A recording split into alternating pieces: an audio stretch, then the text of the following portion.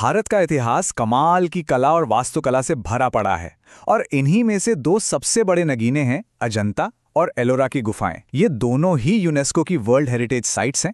मतलब ये कोई आम मंदिर या मठ नहीं है, बल्कि ये पूरी की पूरी चट्टानों को काट कर बनाए गए हैं। सोचिए, ये प्राचीन भारतीय कला और धर्म की एक ऐसी विरासत है जो आज भी हमें सोचने पर मजबूर कर देती है। तो सबसे बड़ा सवाल यही है कि आखिर ये कैसे हो सकता है।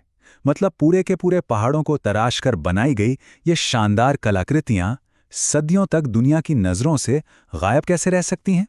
आज हम इसी रहस्य से पर्दा उठाने की कोशिश करेंगे।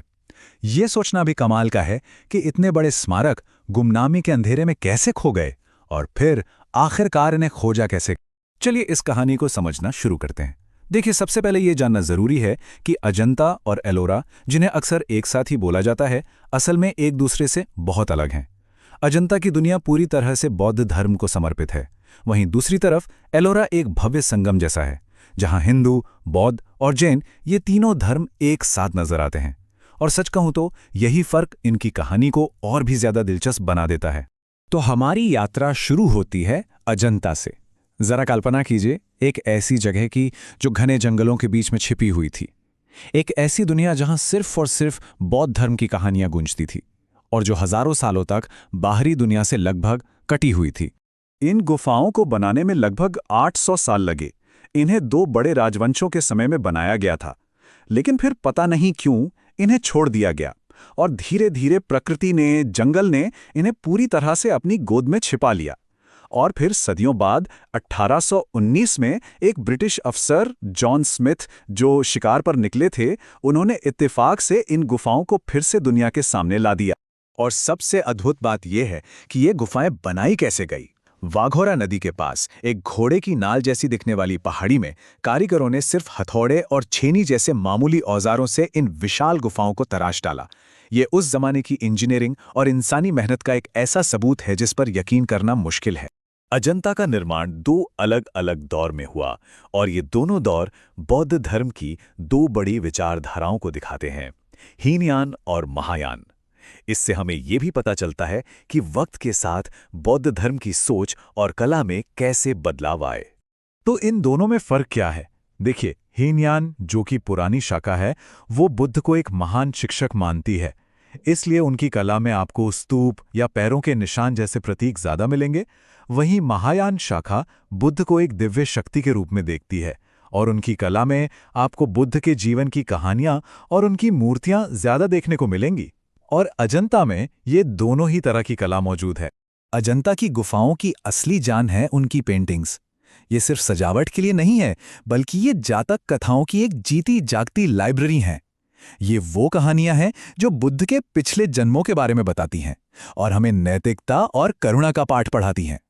यहाँ की कुछ पेंटिंग्स तो दुनिया भर में मशहूर हैं, जैसे मार विजय, जिसमें बुद्ध को ज्ञान मिलने से ठीक पहले की परीक्षा में जीतते हुए दिखाया गया है, या फिर पद्मपाणि की शांत और दया से भरी तस्वीर। मरणासन्न राजकुमारी का चित्र प्रेम और बिछड़ने के दर्द को दिखाता है और छद्मत जातक हमें माफ कर देने की ताकत के बारे में सिखाता है। हर तस्वीर अपने आप में एक पूरी कहानी कहती है। चलिए अब अजंता से लगभग 100 किलोमीटर दूर एलोरा की तरफ चलते हैं, जो एक बिल्कुल ही अलग कहानी सुनाती है। ये जगह धार्मिक एकता और सहनशीलता की एक शानदार मिसाल है, जहां 3 अलग अलग धर्म एक साथ एक ही जगह पर मौजूद हैं। एलोरा में कुल 34 गुफाएं हैं और ये बंटवारा कमाल का है।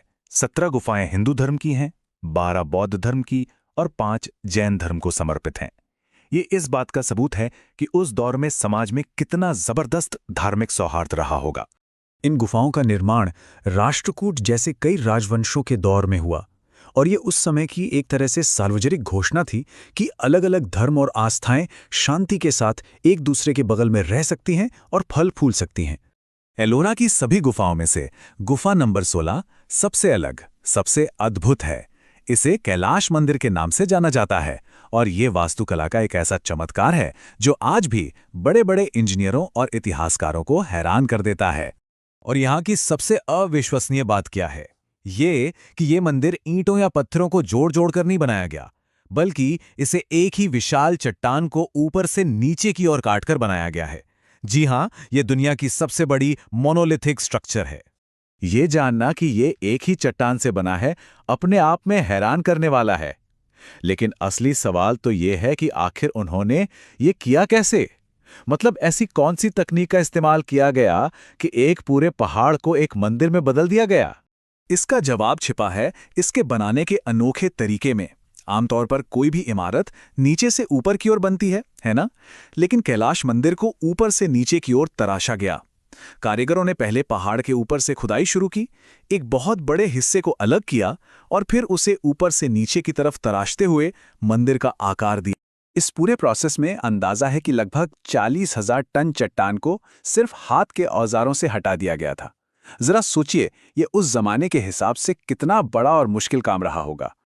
अब इतने बड़े और शानदार निर्माण के पीछे कुछ कहानियां भी जुड़ी हैं। एक कहानी कहती है कि एक रानी के व्रत को पूरा करने के लिए इसे किसी चमत्कार से कुछ ही हफ्तों में बना दिया गया था।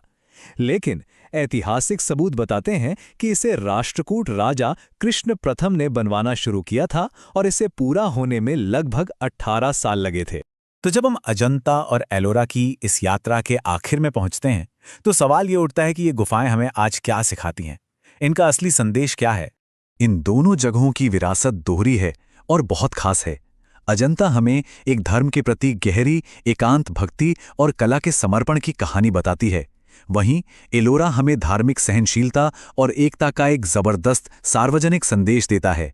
ये दिखाता है कि कैसे अलग अलग विश्वास एक ही जगह पर सम्मान के साथ रह सकते हैं। आखिर में ये गुफाएं सिर्फ पत्थर की नक्काशी नहीं है, ये इस बात का जीता जागता सबूत हैं कि हजारों साल पहले भारत में एक ऐसी विकसित सभ्यता थी जिसकी कला, इंजीनियरिंग और सोच आज भी हमें प्रेरणा देती है और हमारी समझ को चुनौती देती है।